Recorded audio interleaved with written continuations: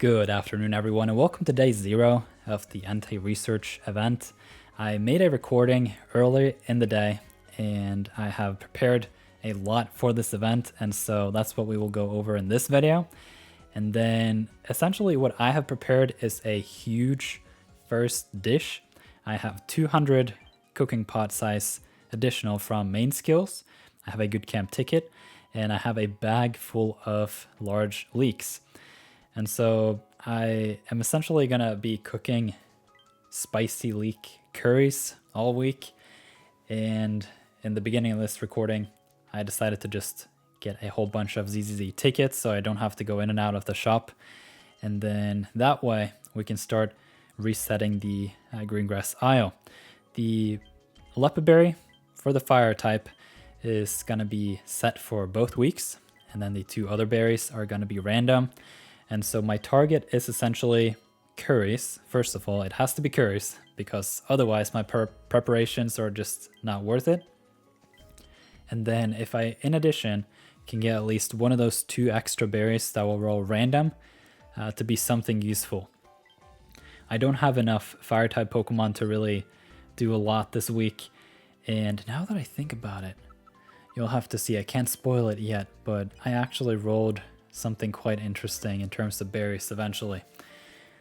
And so I've had a lot of fun at Taupe Hollow. Been hunting the Cyndaquil and the Vulpix, just haven't been lucky yet. And so for me, it's really important to have really strong Typhlosion, Ninetales long term for the Entei combo. And so we are going to move over now to the Greengrass Isle. And Greengrass Isle, as many of you will know, is the main event area. Whenever the area changes looks, then it's going to be green grass. You can see it has the full-on volcano theme.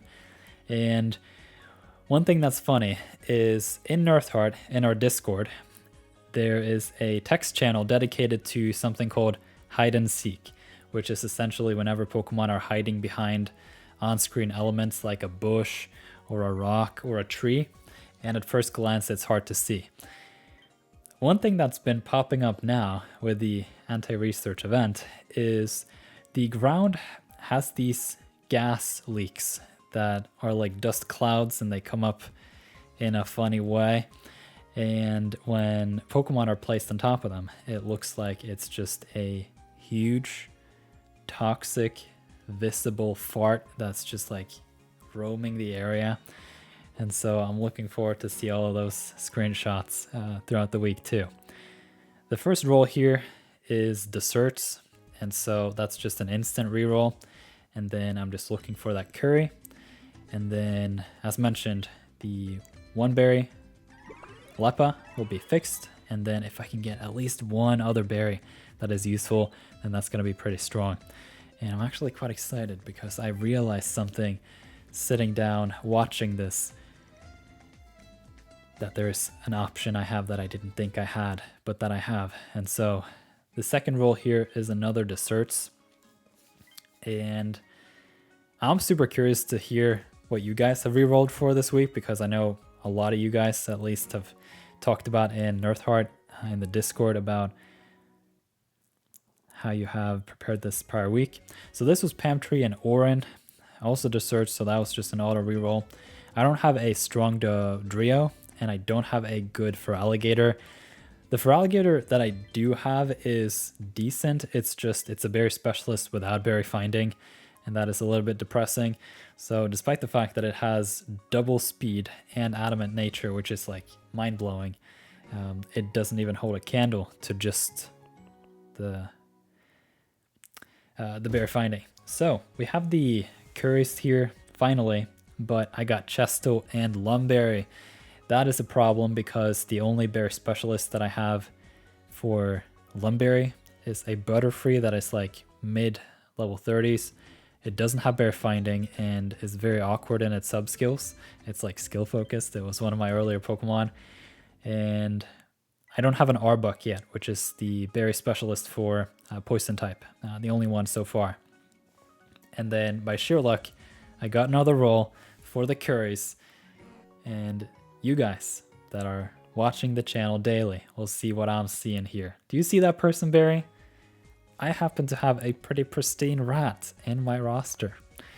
And so I also have citrus. I happen to find a mono ginger berry finding larvitar. So maybe I can level that up to a pupitar and get a bunch of ginger if I would need so this week. That could be pretty strong.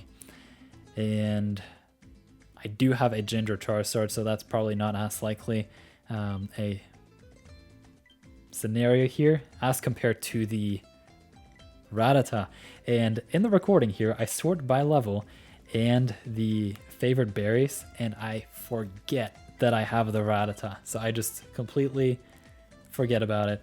And that is what is pretty exciting for me now, because I have the Quilava. The Quilava is berry finding, and its EXP gains up nature.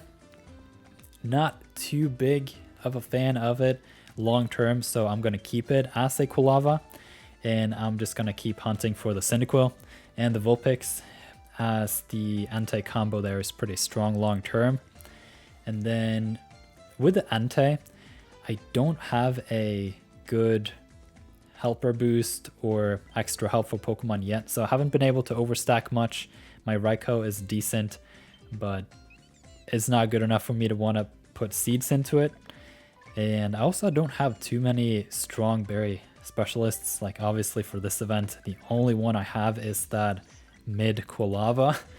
And in the future, I'm hoping that if I can keep that as a Quilava and I can get my hands on a really strong Cyndaquil, that I can have a Typhlosion, Quilava, Ninetales, potentially also then the Entei and a healer, and that as an overstacking pre-event prep can be pretty strong. And so that's why I've decided to keep it as a Quilava and then continue hunting these other Pokemon. One thing that I tried to do with my preparations is to run the Dedenne into the first day and pop them early in the day, and then throughout this day I have been popping it quite frequently. It's currently getting close to 4 p.m. and so I'm thinking I should just risk it with this first dish. I didn't cook breakfast. I skipped it for the extra chance here at Extra Tasty. I am getting close to 6 p.m., which is the threshold where it goes into dinner. I don't know if I want to skip 2 meals. And this is where I am starting to wonder if I should go on a long hunt for the Dedenne, because the difference between main skill level 5 and 6 is quite interesting on the Dedenne. And the values are 10% at level 5 and 12% at level 6. Before then, I think it is something like, or it's 10%, isn't it? It's 10% at level 6, which means the next leg up then would probably be 12%. Oh man, I should have looked that up before I started the video, because what I was thinking is if that skill cap could be at 14% extra tasty chance, then you would only need 5 skill triggers for it to get to 70, which is the current max. And so 5 skill triggers from a single Pokemon that is a skill specialist is possible. And yeah, I'll just have to think about it. The thing with the Dedenne is it could be power crept in the future. If there's another tasty chance Pokemon that has an evolution, then you don't have to use that main skill seed. And in addition, it's going to be easier to catch than the Dedenne. The Dedenne is super expensive. It's like 20 points, something like that. And I think of that, we should hop into the game. And I am hoping that it's just going to be to slide it over. It is. Just 1 second. Just 1 second.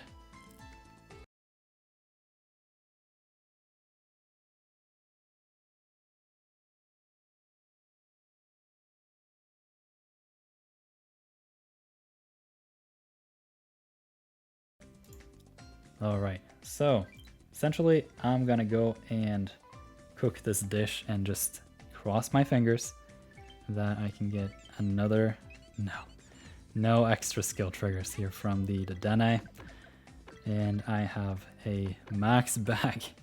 And so hopefully this is gonna be it right here.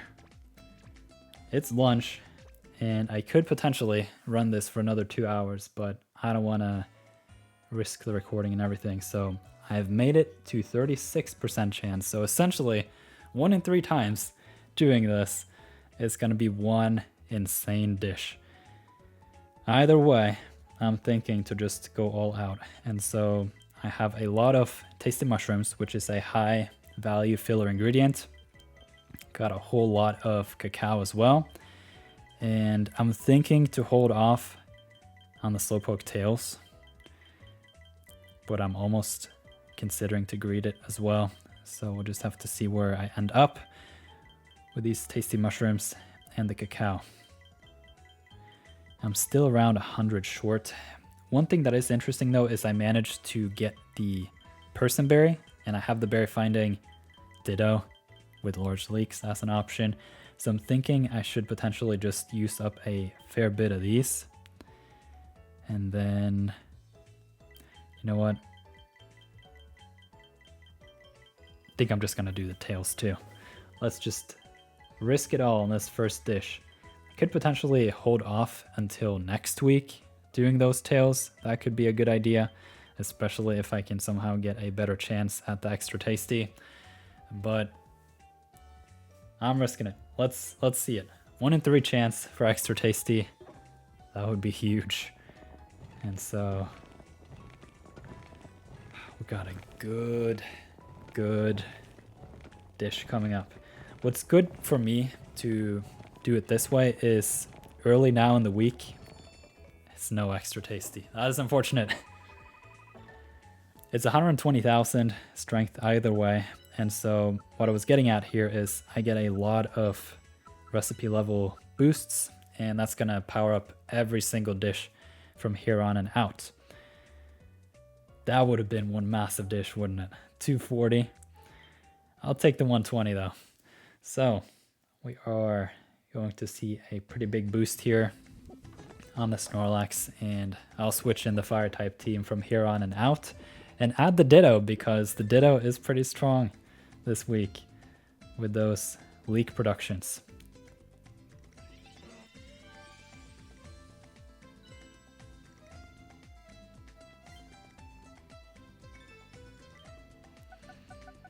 All right, got straight to Ultra 5. That's pretty huge. And at that point, I should be able to claim all these other ingredients that have been clogging up the inventory of all these Pokemon. And we have the fire type team coming up. And at this point in time, it kind of looks like this, but I'm thinking to swap out the Growlithe here for the Ditto, just because I happen to get the favored berry on it, and it does produce some leaks for me, and that's going to be pretty strong. Unfortunately, my team overall is pretty tired. I don't know why. I'm going to pop some pillows on it and just hope that I can fuel up the Snorlax for this Good Sleep Day event, which is coming up as well. That's going to be huge.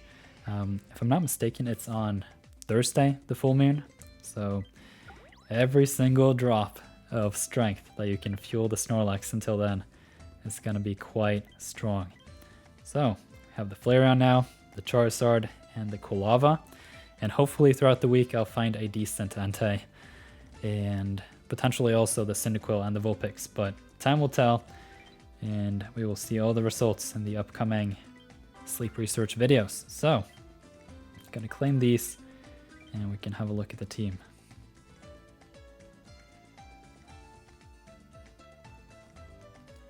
Looking nice. Oh, one thing I forgot to mention. I thought it was 4 p.m. I shouldn't have opened this. I'm 5 minutes away, if that is the case anyway. Level 5, level 2, level 4. No mains. I thought somehow that I was gonna get mains, but I guess not. Thank you for watching. Leave a like if you did.